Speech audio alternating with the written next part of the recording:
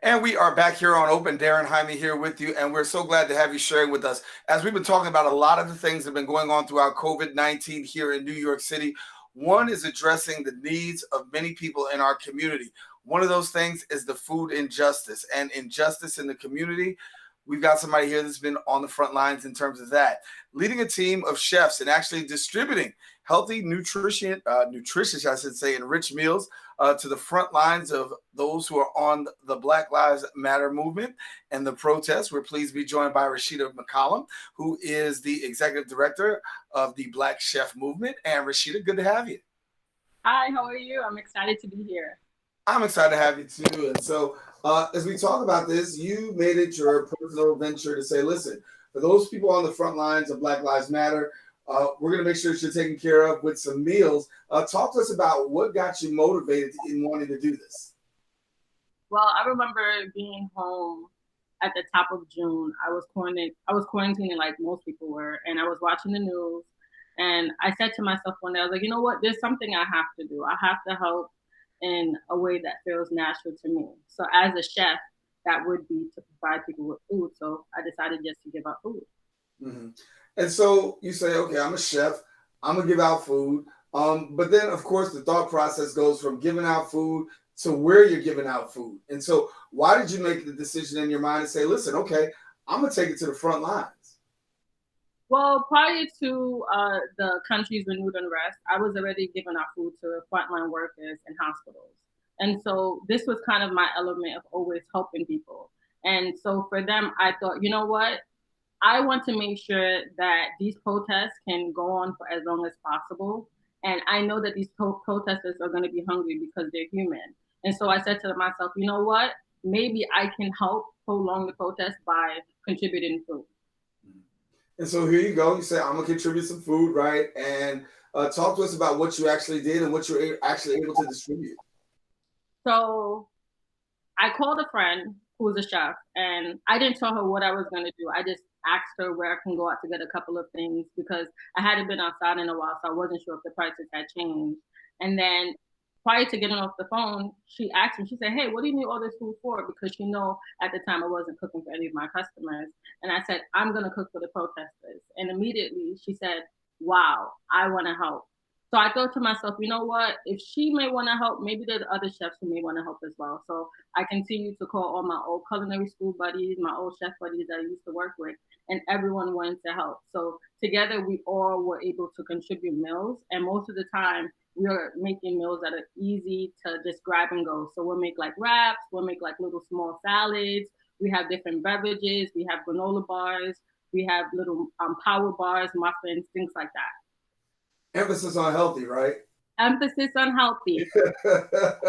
And so, getting it out there, of course, and getting it distributed. How did you go about that in terms of getting it from the kitchen all the way out to the front line? Did you have people help deliver, or was it more of yourself? How'd it go? Well, starting off, it was just myself and like two other chefs.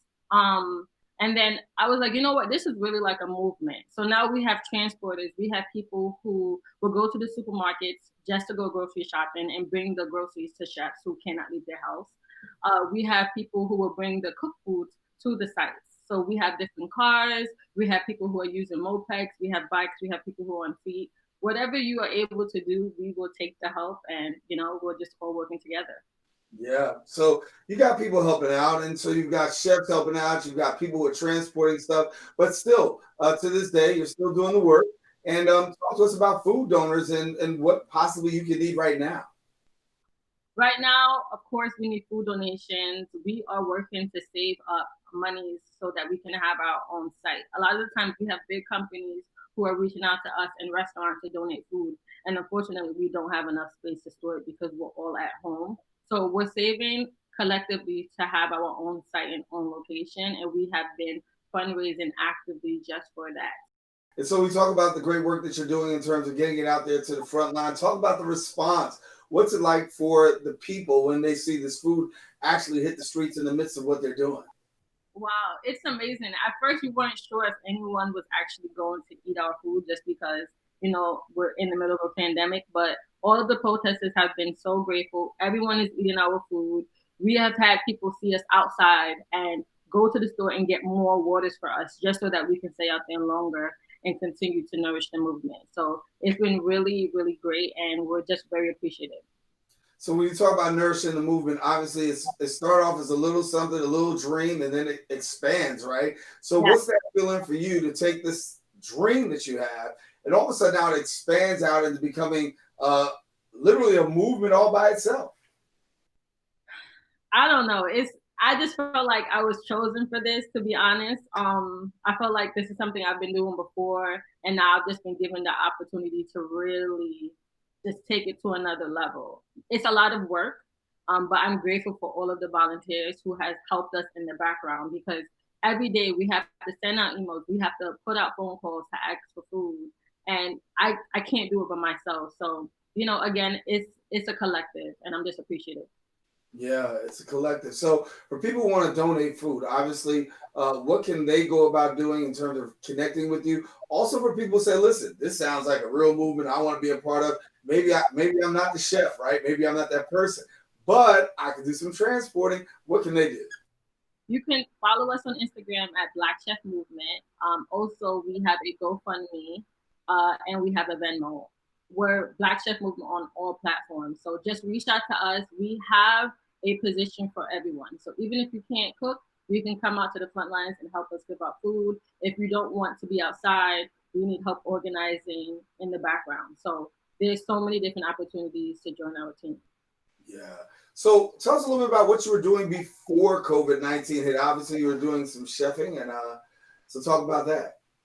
So aside from being a chef, I'm also a nutritionist. And so through my company, I would cook food for individuals who did not know how to eat healthy, who may had want to lose weight, and we would deliver the meal to them twice a week. And so prior to this protest, I was delivering meals to frontline workers, nurses, MTA workers, really just trying to support the community. And so, for people who are out there on the front lines, obviously, you had a lot of interaction with them as well. Between those on the front lines and those persons that are out there on the protest field, give me a sense of what you felt just being a part of all of that. I literally feel like I'm a part of history, literally, because what is happening right now to me isn't a coincidence. That there's a lot of people at home, everyone is being forced to pay attention, and I want to be able to tell my daughter one day, this is what happened and this is what mommy did to help. So it feels great. It feels like I'm really making a difference. And a part of history, as you say. But before we leave, once again, give us the opportunity to have people connect with you, how they go about doing it, and what do they do? Follow us at Black Chef Movement. We're on Instagram. We're also on Facebook.